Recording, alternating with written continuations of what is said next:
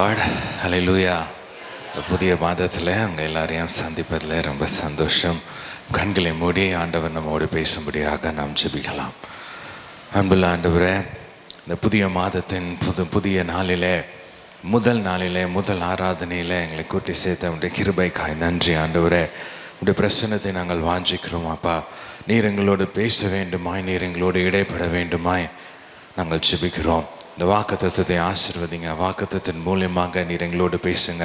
அந்த வாக்குத்தத்தின் உண்மையுள்ள தேவன் நீர் அதை எங்கள் வாழ்க்கையில், எங்கள் சபையில் நிறைவேற்றி தரும்படியாய் நாங்கள் ஜெபிக்கிறோம். இயேசுவின் நாமத்தில் பிதாவே, ஆமேன், ஆமேன். சங்கீதம் 85:12 நாம் வாசிக்கலாம். சங்கீதம் 85:12.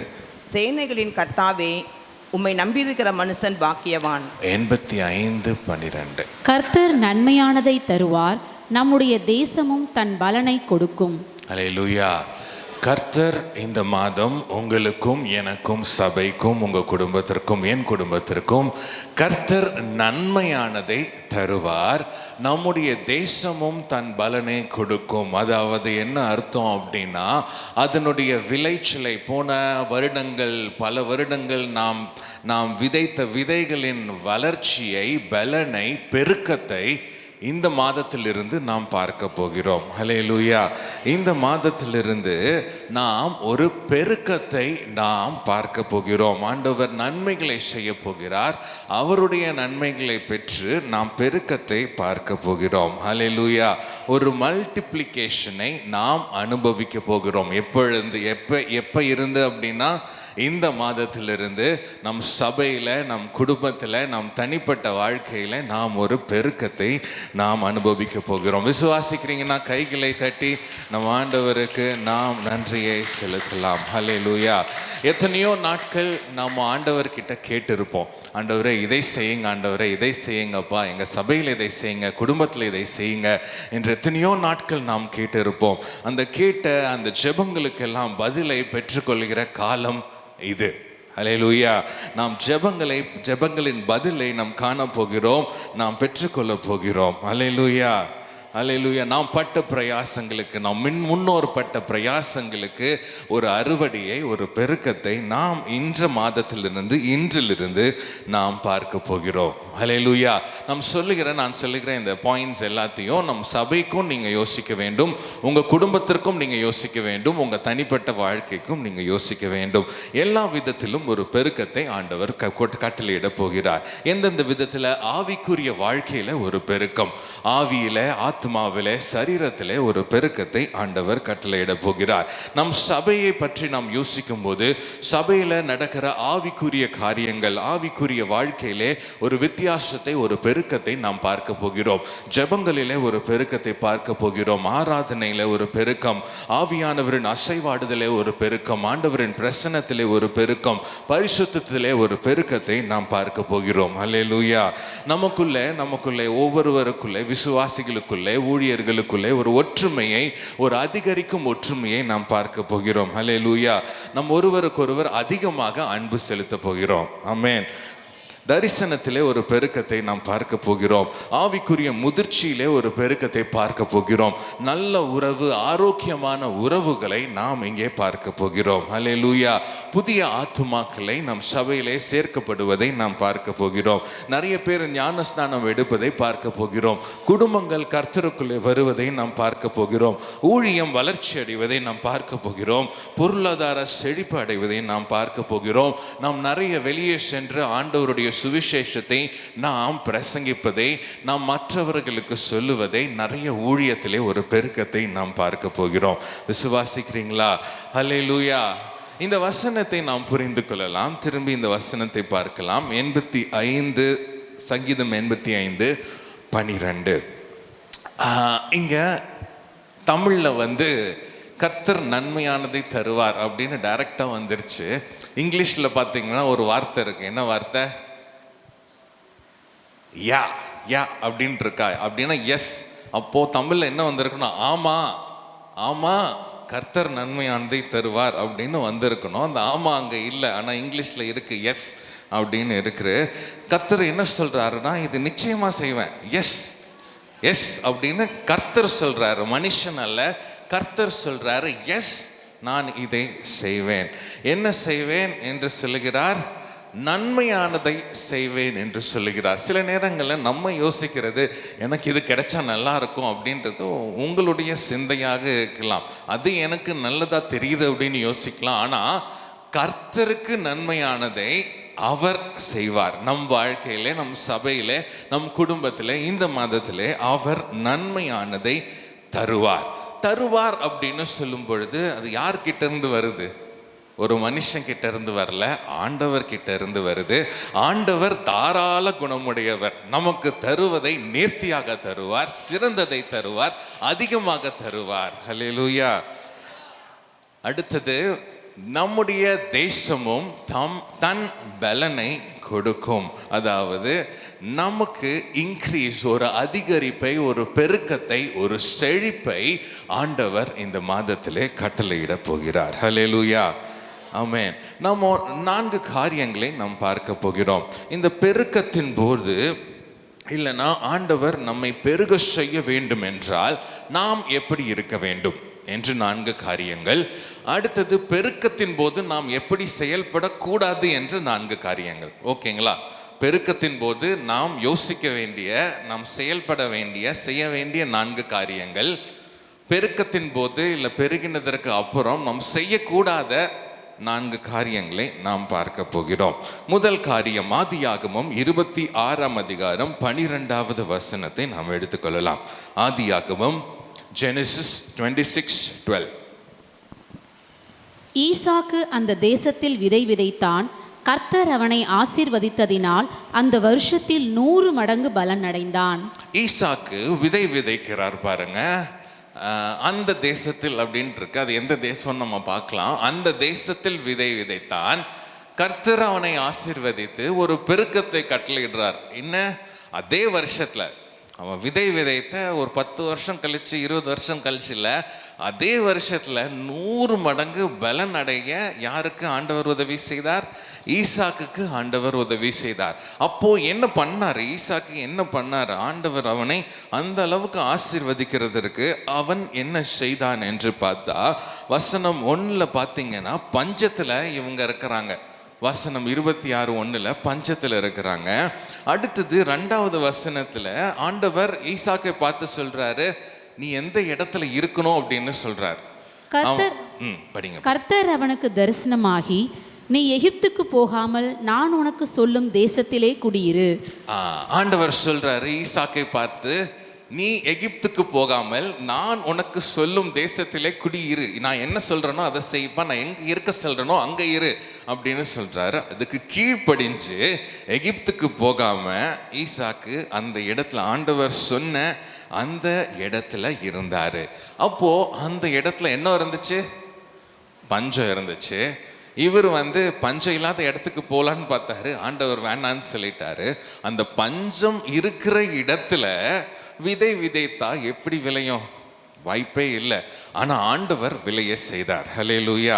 நம்ம சுற்றி பார்க்கலாம், உங்கள் குடும்ப சூழ்நிலையெல்லாம் சுற்றி பார்க்கும்போது பஞ்சத்தில் அடிபட்ட மாதிரி இருக்கலாம். உங்கள் தனிப்பட்ட வாழ்க்கை பஞ்சத்தில் அடிபட்ட மாதிரி இருக்கலாம். நம்மளுடைய சபையுடைய நிலைமை பஞ்சத்தில் அடிபட்ட மாதிரி இருக்கலாம்.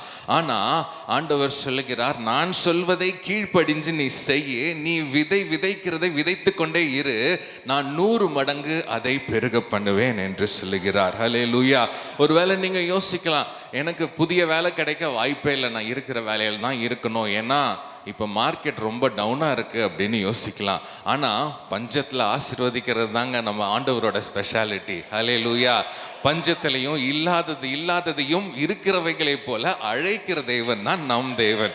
அதில் தான் அவர் ஸ்பெஷலிஸ்டாக இருக்கிறார். நீங்கள் கவலைப்பட வேண்டிய அவசியம் இல்லை. சூழ்நிலைகளை பார்த்து இது அப்படி இருக்குது, எங்கள் பக்கத்து வீட்டில் எப்படி இருக்குது, என் வேலை ஸ்தலத்தில் இப்படி இருக்குது, பஞ்சத்தில் இருக்குது, யாரும் ப்ரமோஷன் கொடுக்க மாட்டாங்க அப்படின்னு நீங்கள் யோசிக்கலாம். ஆனால் ஆண்டவர் கொடுக்க நல்ல தேவனாக அவர் இருக்கிறார். ஒருவேளை குழந்தை இல்லை அப்படின்னு யோசிச்சுட்டு இருக்கலாம், ஆனால் குழந்தையை கொடுக்க ஆண்டவர் நல்லவராக இருக்கிறார். வாய்ப்பே இல்லைன்னு சொன்னாலும் வாய்ப்புகளை உருவாக்க ஆண்டவர் நல்லவராக இருக்கிறார். ஹல்லேலூயா. நம் சபையில் நடக்கிற ஊழியங்களை நாம் தொடர்ந்து உற்சாகத்தோடு செய்ய வேண்டும். பாருங்க, ஆண்டவர் என்ன சொல்றாரோ அவருக்கு கீழ்ப்படிந்து நாம் செய்யும் பொழுது, நாம் விதைக்கிற விதைகளை நல்ல தெளிவாக நல்ல நேர்த்தியாக நம் ஆண்டவருக்கு கீழ்ப்படிந்து நாம் செய்யும் பொழுது, அதாவது நாம் கிராமங்களுக்கு போய் செய்கிற ஊழியங்கள், டிவியில் நாம் செய்கிற ஊழியங்கள், மற்ற எல்லா ஊழியங்களையும் நம் ஆண்டவருக்கு கீழ்ப்படிந்து நாம் செய்யும் பொழுது 100 மடங்கு அதை பெருக செய்வார். ஹல்லேலூயா. விசுவாசிக்கிறீங்களா? ஹல்லேலூயா. அடுத்ததாக நாம் பெருகுவதற்கு நாம் என்ன செய்ய வேண்டும்? நாம் பெருகுவதற்கு நமக்குள்ளே விசுவாசம் காணப்பட வேண்டும். 1 ராஜாக்கள் 17ஆம் அதிகாரம் 13ஆம் வசனம் நாம் வாசிக்கலாம். 1 ராஜாக்கள் 17:13. இங்கே ஒரு புறஜாதி பெண்ணை நாம் இங்கே சந்திக்கிறோம். அப்பொழுது எலியா அவளை பார்த்து, பயப்படாதே, நீ போய் உன் வார்த்தையின்படி ஆயத்தப்படுத்து. ஆனாலும் முதலில் அதிலே எனக்கு ஒரு சிறிய அடையை பண்ணி என்னிடத்தில் கொண்டு வா, பின்பு உனக்கும் உன் குமாரருக்கும் பண்ணலாம். ஆமென். இங்கே எலியா தீர்க்கதரிசி சாரிபாத் என்கிற ஒரு ஊருக்கு போகிறார். சாரிபாத் என்கிற ஊர் இஸ்ரேல் தேசத்துக்குள்ளே இல்லை, அது இஸ்ரேல் தேசத்திற்கு வெளியே இருக்குது. அப்போனா ஆண்டவரை அறியாத ஒரு புறஜாதி பெண்ணாகத்தான் இந்த பெண் இருந்திருக்க வேண்டும். அந்த இடத்துல போய் எலியா போய் அந்த பெண்ணை பார்த்து கேட்குறாரு, எனக்கு ஒரு அடையை எனக்கு செஞ்சுட்டு வான்றாரு. இந்த பொண்ணு சொல்லுது, எனக்கு இல்லைப்பா, எனக்கும் என் பிள்ளைக்கும் ஊற்றுறதுக்கு கொஞ்சம் மாவும் கொஞ்சம் எண்ணெயும் தான் இருக்குது அப்படின்னு சொல்கிறாரு. ஆனால் எலியா சொன்ன வார்த்தைக்கு கீழ்ப்படுகிறா பாருங்க. ஒருவேளை நான் அந்த விதவையாக இருந்தால் கேட்குற மாதிரி கேட்டுட்டு ஓகே சொல்லிட்டு நான் வீட்டில் போய் கதவை சாத்திட்டு நாங்கள் 2 பேரும் சாப்பிட்டு தூங்கியிருப்போம். நான் யோசிச்சு பார்க்குறேன். ஆனால் இவங்க பாருங்க, இந்த விதவை ஸ்திரீ, ஆண்டவரை அறியாத ஸ்திரீ எந்த அளவுக்கு கீழ்ப்படிந்து விசுவாசத்தோட ஆண்டவர் ஏதாகிலும் செய்வார் என்ற விசுவாசத்தோட அந்த அடையை எடுத்து கொண்டு வந்து அற்புதத்தை பெற்றுக்கொள்கிறார். என்ன அற்புதத்தை பெற்றுக்கொண்டால்? அதுக்கப்புறம் எண்ணெயும் குறையல, மாவும் குறையல, பஞ்சகாலம் முடிகிற வரைக்கும் அது எத்தனை வருஷமும் குறைவில்லாமல் ஆண்டவர் பெருக செய்தார். நாம் கீழ்ப்படுகிறது முக்கியம். கீழ்ப்படியும் போது எந்த அளவுக்கு விசுவாசத்தோடு நாம் செயல்படுகிறோம் என்பது அதை விட முக்கியம். நாம் விசுவாசத்தோடு செயல்படும் பொழுது ஆண்டவர் அந்த விசுவாசத்தை கனப்படுத்தி நம்மை பெருக செய்வார். ஹல்லேலூயா. நோவா பாருங்க, ஆதியாகமம் 6:22 நாம் வாசிக்கலாம். நோவா ஒரு விசுவாச வீரன். அவர் ஆண்டவரை விசுவாசித்து சில காரியங்களை செய்கிறார். அது பெரிய காரியம் பாருங்க. நோவா 6:22. நோவா அப்படியே செய்தான். தேவன் தனக்கு கட்டளையிட்டபடியெல்லாம் அவன் செய்து முடித்தான். தேவன் தனக்கு கட்டளையிட்டபடியெல்லாம் அவன் செய்து முடித்தான். ஏன் அவர் செய்தது ரொம்ப விசேஷம்னா, அந்த நேரத்தில் நோவா இருந்த காலத்தில் அதுவரைக்கும் பூமி மழையை பார்க்கல. என்ன சொல்கிறாங்க அப்படின்னா, பூமி ஒரு ஐஸான ஒரு டெம்பரேச்சரில் தான் இருந்திருக்கும் அப்படின்றாங்க. அது எப்படி அதை எக்ஸ்பிளைன் பண்ணுறாங்க, விளக்கி சொல்கிறாங்க அப்படின்னா, மழையெல்லாம் பெஞ்சதுக்கப்புறம் ஒரு திராட்சை ரசத்தை ஒரு இடத்துல போய் வைக்கிறாரு. அந்த திராட்சை ரசம் கெட்டு போகுது அப்படின்னா, அதுக்கு முன்னாடி அவர் அதை பார்த்ததில்லை. ஏன்னா ஐஸாக இருந்திருக்கு, திராட்சை ரசம் வெளியே வச்சுருந்தாலும் கெட்டு போயிருக்காது. ஆனால் அந்த ஐஸ் எல்லாம் போய் மழையெல்லாம் வந்ததுக்கப்புறம் கெட்டு போயிடுச்சு. நோவா காலத்தில் அந்த மாதிரி ஒரு மழையை உலகம் பார்த்ததே இல்லை. அப்போது ஆண்டவர் சொல்கிறாரு, மழை பெய்யும், நிற்காம பெய்யும்னு சொல்லும்போது நோவா கீழ்ப்படிந்தார். அவ்வளோ விசுவாசம் பாருங்க. ஆண்டவர் நீங்கள் சொன்னீங்கன்னா கண்டிப்பாக டெஃபினட்டாக அது நடக்கும். இதுவரைக்கும் நடக்கலைனாலும் அது பிரச்சனை இல்லை, நீங்கள் சொன்னால் நடக்கும். இதுவரைக்கும் உங்கள் குடும்பத்திலையும் உங்கள் வாழ்க்கையிலையும் சபையிலையும் பெருக்கத்தை நம்ம பார்த்ததே இல்லைனாலும் பிரச்சனையே இல்லை. ஆண்டவர் சொன்னால் அதை செய்வார். ஹல்லேலூயா. நிச்சயமாக செய்வார். சூழ்நிலைகளை பார்த்து நாம் சோர்ந்து விட வேண்டாம். அவர் பார்த்துருந்தாருன்னா, நோவா பார்த்து எல்லாரும் திட்டிட்டு போகிறான், உலகத்தில் இருக்க எல்லாருமே திட்டுறான், எல்லாருமே பைத்தியக்காரன்னு சொல்கிறான். ஆனால் ஆண்டவர் செய்ய சொன்னதை செய்தார். ஆண்டவர் விசுவாசத்தை கனப்படுத்தினார். ஹல்லேலூயா. கடைசியாக பார்த்தீங்கன்னா, நோவாவும் அவரோட குடும்பமும் மாத்திரம்தான் காப்பாற்றப்பட்டது. நாம் விசுவாசத்திலே நாம் நிலைத்திருப்போம். நம் பெருக்கத்தை நிச்சயமாகவே நாம் காண்போம். ஹல்லேலூயா. மூன்றாவது, நமக்குள்ளே நாம் என்ன செய்தாலும் உத்தமம் காணப்பட வேண்டும். நாம் என்ன செய்தாலும் உத்தமம் நமக்குள்ளே காணப்படும் பொழுது பெருக்கத்தை ஆண்டவர் கட்டளையிடுவார். ஆதியாகமம் 39ஆம் அதிகாரம் 2-3 வசனங்களை நாம் வாசிக்கலாம். கர்த்தர் யோசேப்போடே இருந்தார். அவன் காரிய சித்தி உள்ளவனானான். அவன் எகிப்தியனாகிய தன் எஜமானுடைய வீட்டிலே இருந்தான். கர்த்தர் அவனோடு இருக்கிறார் என்றும் அவன் செய்கிற யாவையும் கர்த்தர் வாய்க்க பண்ணுகிறார் என்றும் அவன் எஜமான் கண்டு, அவன் செய்கிற யாவையும் கர்த்தர் வாய்க்க பண்ணுகிறார் என்று அவன் எஜமான் கண்டு. அதாவது அப்போ எப்படி செஞ்சிருப்பான் பாருங்க. எவ்வளோ உண்மையா, எவ்வளோ இன்ட்ரெஸ்டோட செஞ்சிருப்பான். இந்த சேர் எடுத்து இங்கிருந்து எடுத்து அங்கே போடுறதே அவ்வளோ ஆர்வத்தோட, அவ்வளோ உண்மையா செஞ்சிருப்பான், அவ்வளோ உத்தமத்தோட செஞ்சிருப்பான். அதனால அவன் செஞ்சது எல்லாத்தையும் என்ன பண்ணாரு, ஆண்டவர் வாய்க்க பண்றாரு. அதை மற்றவங்கெல்லாம் பார்க்குறாங்க, அட இவன் செஞ்சா எல்லாமே வாய்க்குதுப்பா, இவன் வேலை செய்யாதது கூட வேலை செய்ய வச்சிருவான் போலையே அப்படின்னு சொல்லிட்டு அவனுடைய எஜமான் பார்க்குறாரு. அவர் வீட்டில், அந்த போர்த்திபார் வீட்டில் வேலை செஞ்சுட்டு இருக்கும்போது வேலை நல்லா செஞ்சாரு. அங்கே அவர் செழிப்பை பார்க்குறாரு. யார் வீடுங்க? அவர் யோசேப்போட வீடு கிடையாது. யோசேப்பு யாரோ ஒருத்தருக்கு அடிமையாக இருக்கிறாரு. அங்கே அவர் வீடு செழிக்குது. யாருனால? யோசேப்புனால. யோசேப்பு உத்தமமாக இருந்தான். அவர் சிறைக்குள்ளே போகிறாரு. சிறையும் பாருங்க ப்ராஸ்பரஸாக இருக்கு. சிறையும் செழிக்குது. யாருனால? யோசேப்புனால. அடுத்தது சிறையிலேருந்து வெளியே வராரு. எகிப்தே செழிக்குது. முழு தேசமே செழிக்குது. இந்த உலகமே எகிப்தை திரும்பி பார்த்து எகிப்துக்கு சாப்பாடை வாங்கிட்டு போகிறாங்க. யாருனால? யோசேப்புனால. நாம் செய்கிற வேலையை நாம் உத்தமத்தோடு நாம் செய்யும் பொழுது, நாம் மனம் தளராமல் உற்சாகத்தோடு நாம் கடுமையாக உழைக்கிற போது ஆண்டவர் பெருக்கத்தை நமக்கு கட்டளையிடுவார். ஹல்லேலூயா. நாம் பிரச்சனைகள் வந்தாலும், யோசேப்பு பாருங்க, பார்த்தார், பிரச்சனையை பார்த்தார். அவர் சகோதரர்களை பார்க்க போகும்போது சகோதரர் தூக்கி குழியில போட்டாங்க.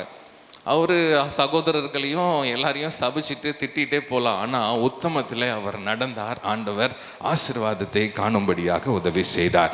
1 கொரிந்தியர் 3ஆம் அதிகாரம் 6ஆம் வசனத்தை நாம் வாசிக்கலாம்.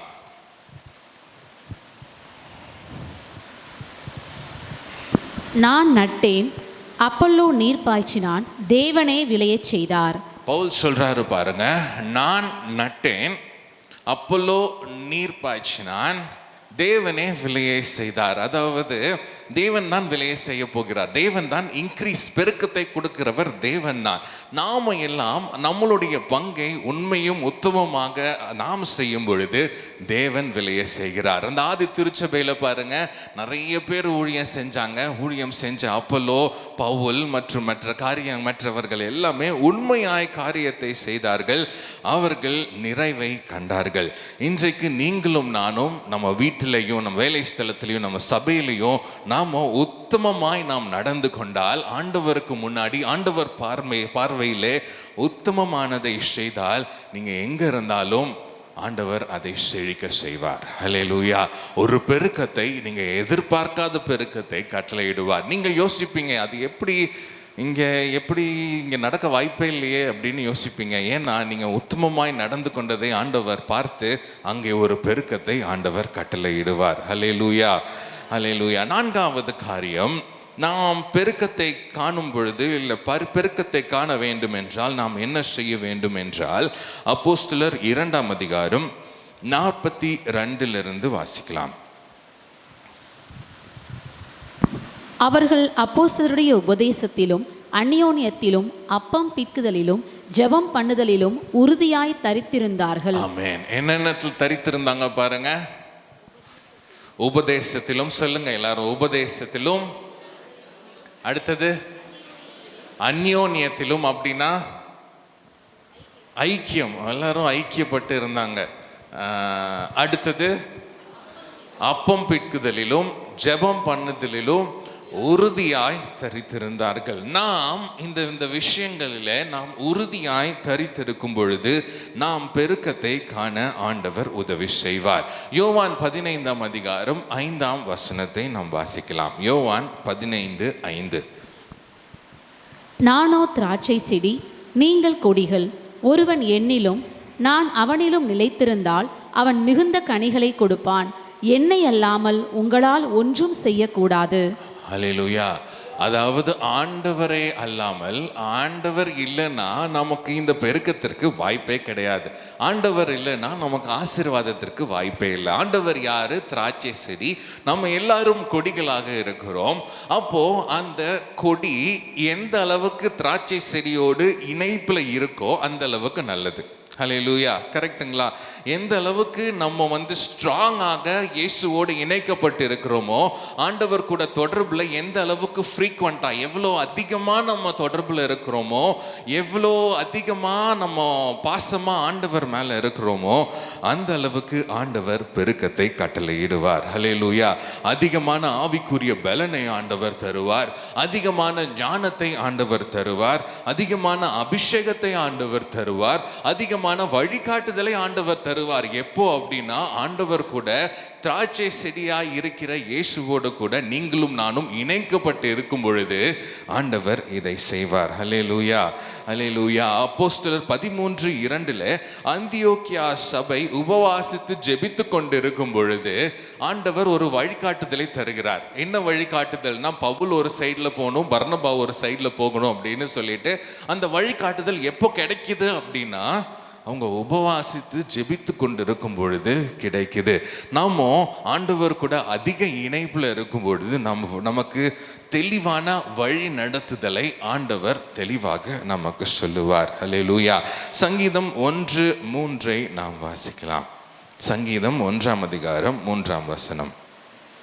அவன் நீர்க்கால்களின் ஓரமாய் நடப்பட்டு தன் காலத்தில் தன் கனியை தந்து இலையுதிராதிருக்கிற மரத்தை போலிருப்பான். அவன் செய்வதெல்லாம் வாய்க்கும். யாரு செய்வதெல்லாம் வாய்க்குங்க? நீதிமானா? நீதிமான் செய்வதெல்லாம் வாய்க்கும். ஏன் அப்படின்னா, அவன் நீர்க்கால்களின் ஓரமாய், அதாவது ஆறுகளுக்கு ஓரமாய் நடப்பட்ட ஒரு மரத்தை போல் இருக்கிறான். அப்படின்னா அவனுக்கு அந்த மரத்துக்கு தண்ணி எங்கிருந்து வருது? ஆறுல இருந்து வருது. அந்த ஆறுக்கும் இந்த மரத்துக்கும் ஒரு கனெக்ஷன் அடியில் இருக்கு. கரெக்டுங்களா? அதனால தான் அந்த மரம் வளர்ந்து தன் காலத்தில் தன் கனியை தருகிறது. நாம் பெருக வேண்டும் என்றால், நாம் அதினதின் காலத்திலே நம் குடும்பத்திலே காரியங்கள் நடக்க வேண்டும் என்றால், நாம் தனிப்பட்ட வாழ்க்கையிலே சரியான நேரத்தில் சரியான காரியங்கள் நடக்க வேண்டும் என்றால், நாம் ஆண்டவருடைய இணைப்பிலே, ஆண்டவர் கூட இருக்கும் இணைப்பிலே நாம் எப்படி இருக்கிறோம் என்பதை நிச்சயமாகவே நாம் யோசித்து பார்க்க வேண்டும். தனிப்பட்ட வாழ்க்கையில தினமும் காலை நாம் எவ்வளோ நேரம் நம்ம ஆண்டவருடைய பாதத்தில் நாம் செலவிடுகிறோம், அந்த அளவுக்கு தான் உங்களுடைய வளர்ச்சியும் காணப்படும். கரெக்டுங்களா? நீங்க ஞானத்துல வளரணும்னு நினைக்கிறீங்கன்னா ஆண்டவர் பாதத்துல நிறைய நேரம் உட்கார்ந்து பாருங்க, ஞானத்துல அதிகமாய் வளருவீங்க, ஆவியில பலன் அடைவீங்க. உங்களுக்கு வழி நடத்துதல் ஆட்டோமேட்டிக்கா ஆண்டவர் தருவார். ஆண்டவர் அந்த கரெக்டான டிசிஷன், முடிவுகளை எடுக்க ஆண்டவர் தந்து கொண்டே இருப்பார். ஏனென்றால் நீங்கள் ஆண்டவரோடு இணைக்கப்பட்டு இருக்கிறீங்க.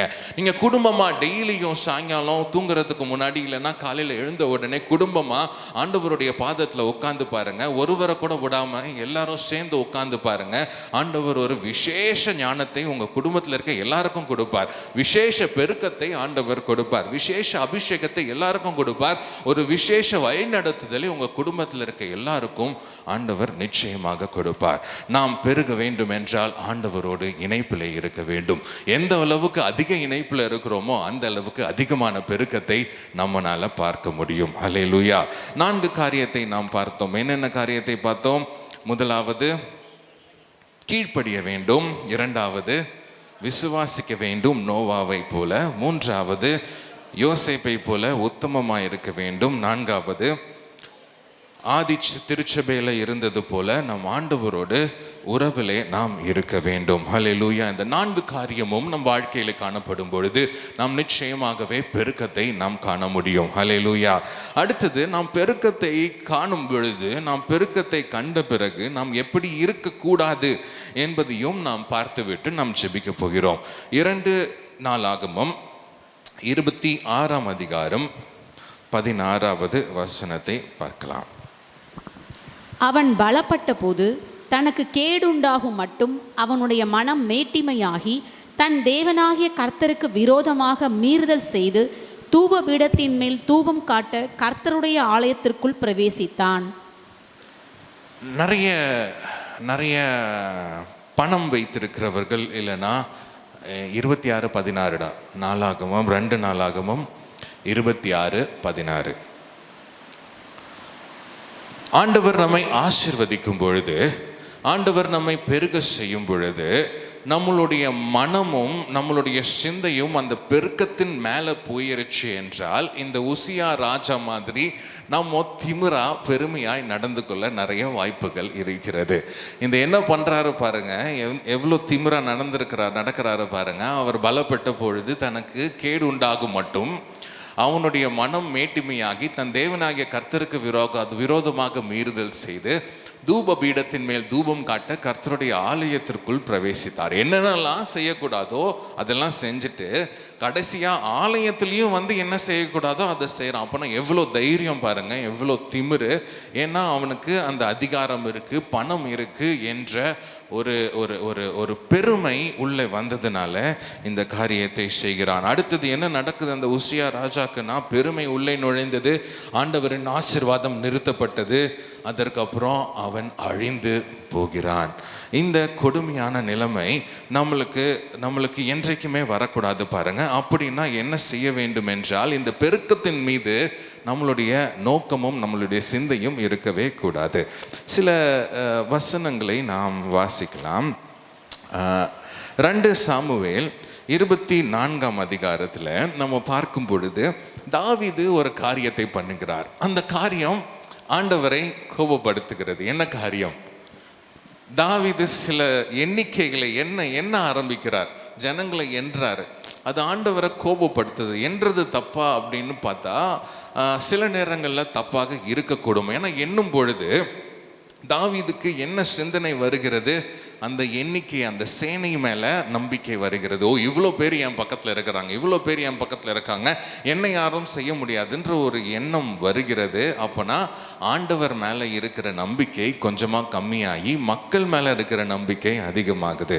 அப்படி நாம் மாறும் பொழுது நாம் பெருமையுள்ளவர்களாய் மாறுகிறோம். ஆண்டவர் அதற்கு எதிர்த்து நிற்பார். அல்லேலூயா. பெருக்கத்தை காணும் பொழுது நாம் பெருமை அடையக்கூடாது.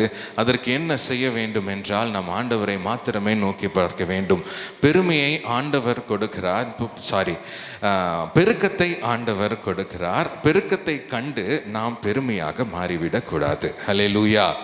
அடுத்ததாக 2வது காரியம் அப்போஸ்தலர் 5ஆம் அதிகாரத்தில் நாம் பார்க்கிறோம். அதே மாதிரி ஒரு காரியத்தை மார்க்கு 10ஆம் அதிகாரம் 24ஆம் வசனத்தில் பார்க்கிறோம். நம் மார்க்கு 10ஆம் அதிகாரம் 24 நாம் பார்க்கலாம். இதில் என்ன சொல்லுகிறார் ஆண்டவர் என்றால், ஆண்டவருக்கு சொந்தமானது எதுவோ அதை நாம் பிடித்து வைக்கக்கூடாது. ஆண்டவருக்கு கொடுக்க வேண்டியதை நாம் கொடுக்க வேண்டும். அதை கொடுக்காமல் நாம் எடுத்து வைத்து இருந்தால் நாம் பெருக்கத்தை இழந்து விடுவோம். மார்க் 10:24. சீஷர்கள் அவருடைய வார்த்தைகளை குறித்து ஆச்சரியப்பட்டார்கள். இயேசு பின்னும் அவர்களை நோக்கி, பிள்ளைகளே, ஐஸ்வர்யத்தின் மேல் நம்பிக்கையா இருக்கிறவர்கள் தேவனுடைய ராஜ்யத்தில் பிரவேசிக்கிறது எவ்வளவு அரிதா இருக்கிறது. இங்கே என்ன நடக்குதுன்னா, உங்கள் எல்லாருக்குமே தெரிஞ்சிருக்கும், இந்த ஐஸ்வர்யம் உள்ள ஒரு வாலிபன் வரான். ஐஸ்வர்யம் உள்ள வாலிபன் என்ன சொல்கிறான், ஆண்டவரே நான் என்ன செய்ய வேண்டும் அப்படின்னு கேட்குறாரு. அவர் சொல்கிறாரு, நீ எல்லாத்தையும் உங்ககிட்ட இருக்கிறது எல்லாத்தையும் விற்று ஏழை கொடுத்துட்டு என் பின்னாடி வாப்பா அப்படின்னு சொல்லிடுறாரு. இவருக்குள்ள என்னன்னா, இவர் எல்லா கட்டளைகளையும் பின்பற்றுகிறேன் என்று அவருக்கு உள்ள இருக்குது.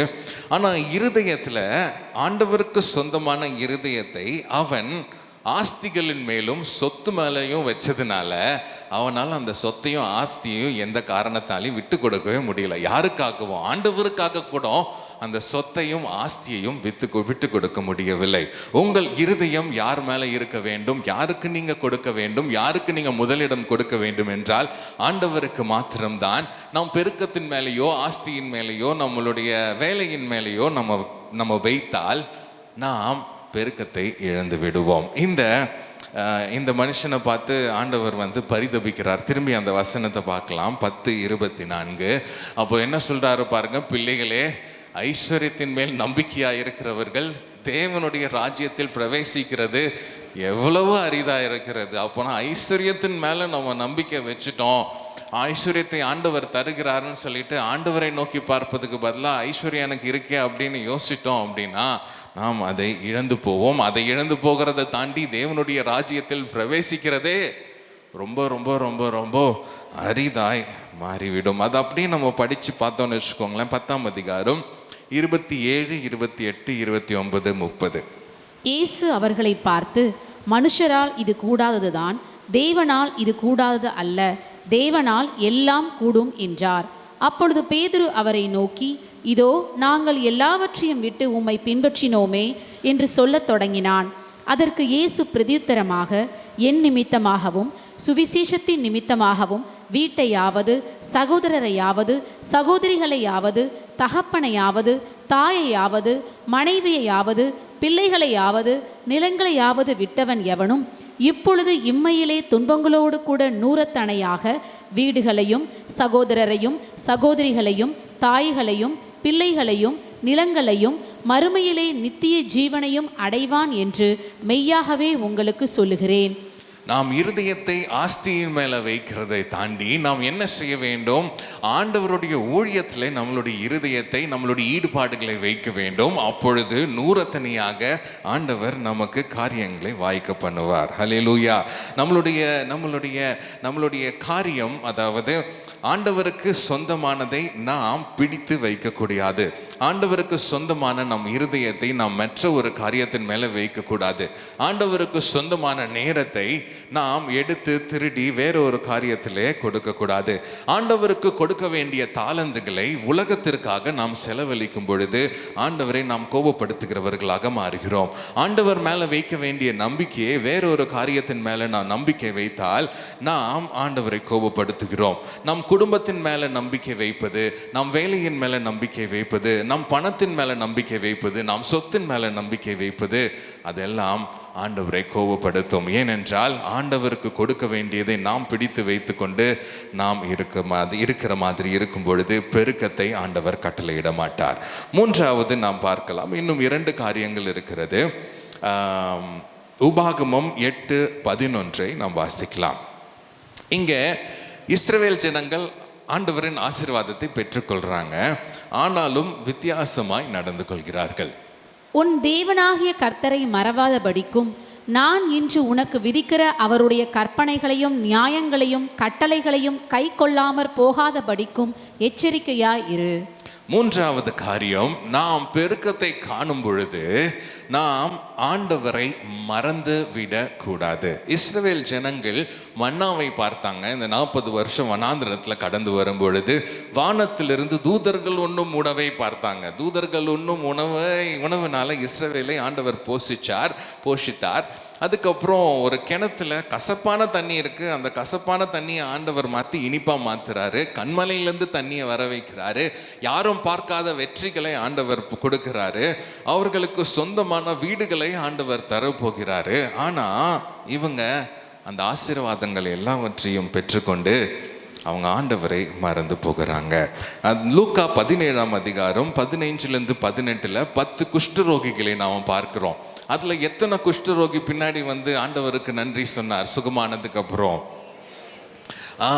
அப்போ ஒரே ஒருத்தர் தான் வந்திருக்கு. அப்போ மீதி 9 பேர் வந்து ஆண்டவர் கொடுத்த சுகத்தில் மூழ்கிட்டாங்க, ஆண்டவர் கொடுத்த வீட்டில் மூழ்கிட்டாங்க, ஆண்டவர் கொடுத்த ஆசீர்வாதத்தில் மூழ்கி போயிட்டு திரும்பியே வரல. ஆண்டவரையே மறந்துட்டாங்க. ஆசீர்வாதத்தை பெற்றுக்கொண்டு நாம் ஆண்டவரை மறக்கக்கூடாது. கடைசியாக ஆகாய் 1ஆம் அதிகாரம் 4-6 வசனங்களை நாம் வாசிக்கலாம்.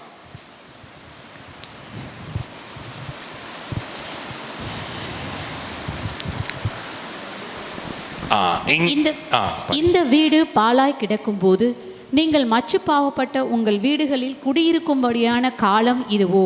இப்போதும் இங்க என்ன ஆண்டவர் சொல்ல வருகிறார் என்றால், நாம் ஆண்டவருக்கு ஊழியம் செய்வதை நாம் பெருக்கத்தை கண்டதுக்கு அப்புறம் நாம் விட்டுவிடக்கூடாது என்பதை சொல்ல விரும்புகிறார். இங்க நமக்கு நல்ல வீடு இருக்கும் பொழுது, நமக்கு சொத்து சுகம் இருக்கும் பொழுது, நமக்கு எந்த குறையும் இல்லை என்பதென்ற பொழுது, நாம் ஆண்டவருடைய ஆலயத்தையும் ஆண்டவருடைய ஊழியத்தையும் ஆண்டவருக்கும் மக்களுக்கும் செய்ய வேண்டிய சேவையை நாம் மறந்து காணப்படும் பொழுது அது ஆண்டவரை கோபப்படுத்துகிறது. அதில் என்ன நடக்குதுன்னா, அதில் படித்து பார்த்தீங்கன்னா, அங்கே நீங்கள் சம்பாதிக்கிறதெல்லாம் பொத்தல் பையில் போடுற மாதிரி இருக்கும், நிறைய விளைச்சல் காணப்படாது. ஏன்? நம்ம சுயத்தை சார்ந்து சுய நன்மையை சார்ந்து வாழுகிறவர்களாக நாம் மாறிவிட்டால் பெருக்கத்தை நம்மளால் பார்க்க முடியாது. ஹல்லேலூயா. என்னென்ன மாதிரி இருக்கக்கூடாதுங்க? நாம் பெருக்கத்தை காணும் பொழுது நாம் பெருமையுள்ளவர்களாக இருக்கக்கூடாது. உசியா ராஜா மாதிரி பெருமையுள்ளவர்களாக இருக்கக்கூடாது. ஆண்டவருக்குரிய காரியத்தை நாம் பிடித்து வைக்கக்கூடாது. அந்த ஐஸ்வர்யவான் மாதிரி ஐஸ்வர்யத்தின் மேலே தன் இருதயத்தை முழுமையாக செலுத்தி இருந்தால் அந்த மாதிரி இருக்கக்கூடாது. இஸ்ரவேல் ஜனங்களைப் போல அந்த 10 குஷ்டரோகி இல்லை 9 குஷ்டரோகி மாதிரி நாம் ஆண்டவர் கொடுத்த ஆசீர்வாதத்தில் மூழ்கி ஆண்டவரை மறந்து விடக்கூடாது. அடுத்தது, நாம் ஆகாயிலே பார்த்த மாதிரி ஆண்டவருடைய ஊழியத்தை மறந்து விடக்கூடாது. நாம் பெருக்கத்தில் இருக்கும் பொழுது எப்பொழுதுமே நம்மளுடைய கவனம் எல்லாம் ஆண்டவர் மேலே தான் இருக்க வேண்டும். ஆண்டவருக்கு நாம் கீழ்ப்படிந்து, ஆண்டவருக்கு நாம் உண்மையாக இருந்து, ஆண்டவர் மேலே நாம் பற்றுதலை வைத்து உத்தமமாய் நடக்கும் பொழுது ஆண்டவர் நமக்கு பெருக்கத்தை கட்டளையிடுவார். ஹல்லேலூயா. அந்த பெருக்கத்தை கட்டளையிட்டதற்கு அப்புறமும் ஆண்டவர் மேலே தான் நான் நம்பிக்கையாக இருப்பேன் என்று நாம் ஒப்பு கொடுக்க வேண்டும். நாம் அப்படியே எழுந்து நின்று நாம் ஜெபிக்கலாமா? ஆண்டவரே, நான் ஈசாக்கை போல உமக்கு கீழ்ப்படிய வேண்டும். அந்த சாரிபாத் விதவையை போல எனக்கு விசுவாசம் வேண்டும். நோவாவை போல விசுவாசம் வேண்டும். யோசேப்பை போல ஒரு உத்தமத்தில் நடக்கக்கூடிய இருதயத்தை எனக்கு கொடுங்க. ஆதி சபையில் இருந்த ஒற்றுமை, ஆதி சபையில் இருந்த ஜெபம், ஆதி சபையில் இருந்த தேவ பிரசன்னம் நாங்கள் காண விரும்புகிறோம் ஆண்டவரே என்று சொல்லி நம் கைகளை உயர்த்தி ஆண்டவர்கிட்ட கேட்கலாமா? ஆண்டவரே, நீர் கொடுத்த வாக்கு தத்தத்திற்காய் நன்றி செலுத்துகிறோம் ஆண்டவரே. சங்கீதம் 85:12 சொல்லியிருக்கிற மாதிரி கர்த்தர் நன்மையானதை தருவார். நீர் இந்த மாதத்தில் எங்களுக்கு நன்மையானதை தரப்போகிறதற்காய் நன்றி என்று சொல்லலாமா? வாய்களை திறந்து ஆண்டவரே, இந்த மாதத்தில் நீங்கள் நன்மையானதை தரப்போறீங்க, அதற்காய் நன்றி செலுத்துகிறோம் ஆண்டவரே. நம்முடைய தேசமும் தன் பலத்தை கொடுக்கணும்னு சொல்லியிருக்கிறீங்க.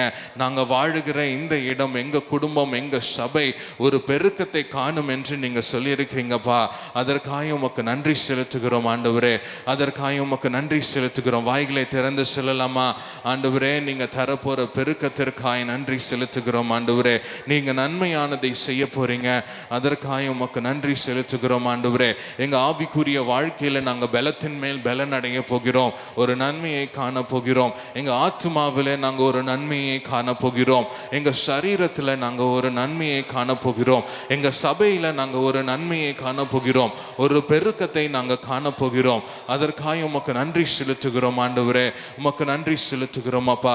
எங்களுக்குள்ள ஒரு கீழ்ப்படிதல், இன்னும் அதிகமான கீழ்ப்படிதல் எங்களுக்குள்ள காணப்பட நீங்க உதவி செய்யுங்கப்பா.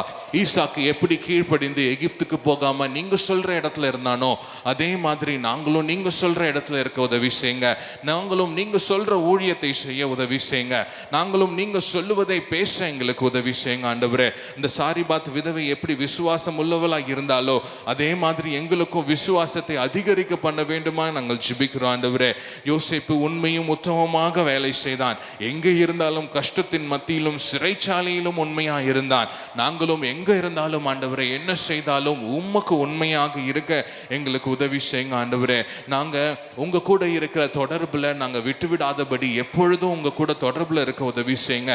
ஆதி திருச்சபை எப்படி உங்க கூட தொடர்புல இருந்ததோ, எப்படி ஜெபத்துல அவங்க அதிகரித்து கொண்டே இருந்தாங்களோ, எப்படி உங்க கூட பேசுகிறதுல அதிகரித்து கொண்டு இருந்தாங்களோ அதே மாதிரி நாங்களும் ஆண்டவரே அதிகரிக்க வேண்டும். மற்றவர்களை அன்பு கூறுகிறதுல நாங்கள் அதிகரிக்க வேண்டும் ஆண்டவரே. உம்முடைய வசனத்தை வாசிப்பதில் நாங்கள் அதிகரிக்க வேண்டும் அப்பா. நாங்கள் அந்யோன்ய ஐக்கியத்தில் நாங்கள் அதிகரிக்க வேண்டும் ஆண்டவரே. ஏனென்றால் நீர் தான் திராட்சை செடியா இருக்கிறீங்க, நாங்கள் கிளைகளா இருக்கிறோம்ப்பா. உங்க கூட நாங்கள் கனெக்டடா இருக்கும் பொழுது எங்களுக்குள்ள அதிக அபிஷேகம், அதிக ஞானம், அதிக வழிகாட்டுதல் நீங்க தர நீங்க நல்லவராக இருக்கிறீங்க. உமக்கு நன்றி செலுத்துகிறோம், உமக்கு நன்றி செலுத்துகிறோம் அப்பா. அன்புள்ள ஆண்டவரே, உமக்கு நன்றி செலுத்துகிறோம். இந்த வேலையில் நீர் கொடுத்த வாக்கு தத்துவத்திற்காய் நன்றி. இந்த மாதத்தில் நீங்கள் செய்ய போகிற நன்மையான காரியங்களுக்காய் நன்றி. இதை நம்பக்கூடிய விசுவாசத்தை எங்களுக்கு கொடுங்க ஆண்டவரே. நீர் எங்கள் வாழ்க்கையிலையும் எங்கள் குடும்பத்திலையும் எங்கள் சபையிலையும் ஒரு பெருக்கத்தை நீர் கட்டளையிட போகிறீங்க. அந்த பெருக்கத்தை காண எங்கள் மனதும் எங்கள் உள்ளமும் நாங்களும் தயாராக எங்களுக்கு உதவி செய்வீராக. அதற்கேற்ற விசுவாசத்தையும் அதற்கேற்ற பக்குவத்தையும் நீர் எங்களுக்கு கட்டளையிட வேண்டுமாய் நாங்கள் ஜெபிக்கிறோம் அப்பா. எப்படி எங்கள் முற்பிதாக்களும் விசுவாசித்து வாழ்ந்தார்களோ, காணாதவைகளையும் கண்டது போல விசுவாசித்தாங்கப்பா.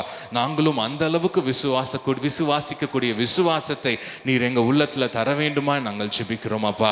என்ன வந்தாலும் ஏது நேர்ந்தாலும் எந்த பெருக்கம் வந்தாலும் உம்மை மாத்திரம் நோக்கி பார்க்கக்கூடிய ஒரு இருதயத்தை எங்க கொடுங்க. எங்கள் இருதயம் மற்ற காரியங்களை அல்லப்பா, பணத்தின் மீது அல்ல, பெருக்கத்தின் மீது அல்ல, மக்கள் மீது அல்ல, உம்மையே நோக்கி பார்க்கிற இருதயமாய் எங்கள் இருதயத்தை நீர் மாற்ற வேண்டுமாய் நாங்கள் ஜெபிக்கிறோம் ஆண்டவரே. நீர் மாத்திரமே எங்களை ஆசீர்வதிக்கிற தேவன், நீர் மாத்திரமே எங்களுக்கு கொடுக்கிற தேவன். அதை முழுமையாக நாங்கள் நம்பி வேற எந்த பேர்லையும் வேற எந்த காரியத்திலையும் எங்கள் எண்ணங்களும் எங்கள் நோக்கங்களும் போகாதபடி எங்களை வேலியடைத்து நீர் பாதுகாத்து கொள்ள வேண்டுமா நாங்கள் ஜெபிக்கிறோம் அப்பா. அப்படியே நீர் செய்ய போகிறதற்காக உமக்கு நன்றி செலுத்துகிறோம். இயேசுவின் நாமத்தில் ஜெபிக்கிறோம் நல்ல பிதாவே, ஆமேன் ஆமேன். எல்லாரும் சேர்ந்து சொல்லலாம். என் ஆத்துமாவே என் ஆத்துமாவே கர்த்தரை ஸ்தோத்திரி, கர்த்தர் செய்த சகல வாரங்களையும் மறவாது. ஆமென். நம்முடைய கர்த்தராகிய இயேசு கிறிஸ்துவின் கிருபையும் பிதாவாகிய தேவனுடைய அன்பும் பரிசுத்த ஆவியானவரின் அந்யோன்ய ஐக்கியமும் நம் அனைவரோடும் கூட இன்றும் என்றும் ஆண்டவருடைய வருகை மற்றும் நிலைத்திருப்பதாக. ஆமென் ஆமென்.